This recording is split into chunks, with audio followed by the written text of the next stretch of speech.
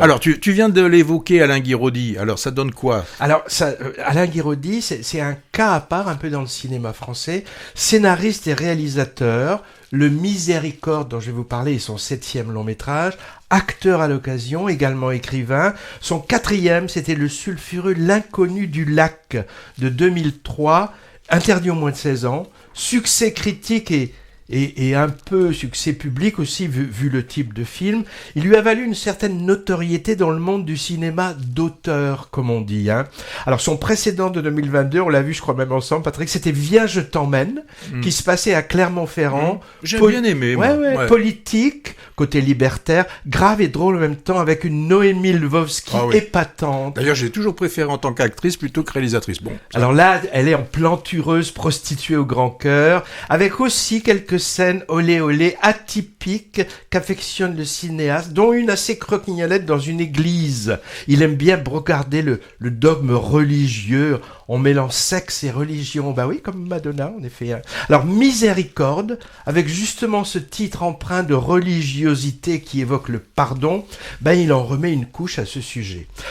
Au tout début, on suit longuement une voiture sur de petites routes départementales, ou plutôt on a l'impression d'être au volant car c'est filmé en caméra subjective du point de vue du conducteur, sur une musique assez lugubre, et ça provoque d'entrée un certain malaise. Route de campagne très sinueuse, comme le seront les personnages et l'histoire trouble qui va suivre. Le conducteur, c'est un jeune homme qui revient dans un petit village d'Occitanie pour le décès de son ancien patron boulanger, avec qui la caméra nous suggère subtilement qu'il a dû avoir des relations étroites. Il va s'installer quelque temps chez la veuve.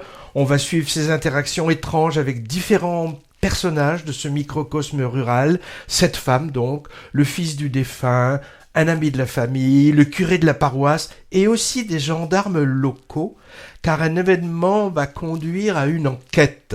Donc on assiste à un petit théâtre artificiel et naturaliste en même temps, où chacun joue une partition faite de non-dits et de pulsions plus ou moins cachées, à teneur sexuelle, homosexuelle en particulier, mais pas que.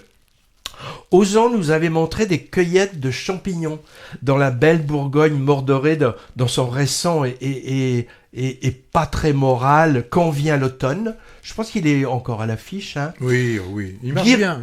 Oui, je crois. Guiraudy, dans sa farce spirituelle matinée de thriller psychologique et tout aussi amoral d'ailleurs, multiplie les scènes champignonesques, cette fois dans la campagne avéronaise, très très bien filmée aussi.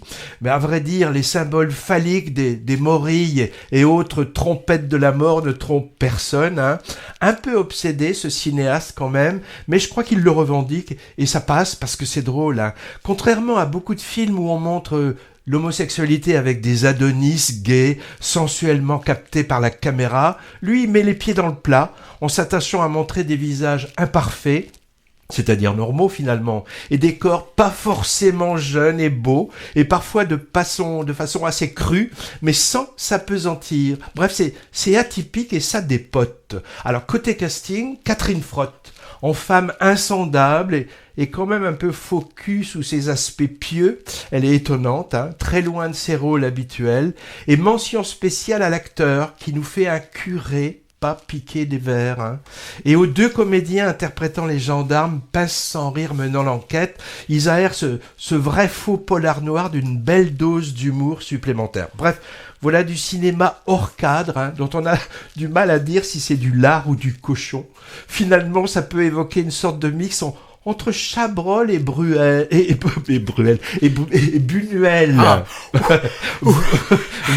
Voire Pasolini. Moi, j'ai pensé à Théorème de Pasolini, où un jeune homme débarquant dans une petite communauté séduit tout le monde l'un après l'autre. Il fout un bordel. Il y a ce côté-là.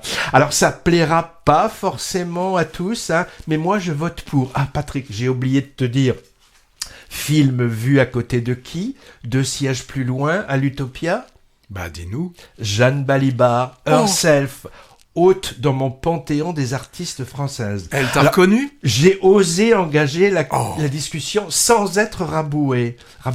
Elle m'a dit qu'elle était à Bordeaux pour ses rôles dans 2 pièces de théâtre au TNBA, Théâtre National Bordeaux-Aquitaine, dont une adaptation de Don Quichotte, et qu'une rétrospective de sa carrière au cinéma lui sera rendue au prochain festival Premier Plan d'Angers, Oui. en janvier prochain, et en même temps qu'une autre rétrospective sur le travail d'Alain Guiraudy, justement. Elle est très amène, cette dame. Hein. Alors j'aurais voulu récolter son avis sur Miséricorde, mais elle s'est éclipsée discrètement lors du générique de fin. Encore une interview à terre.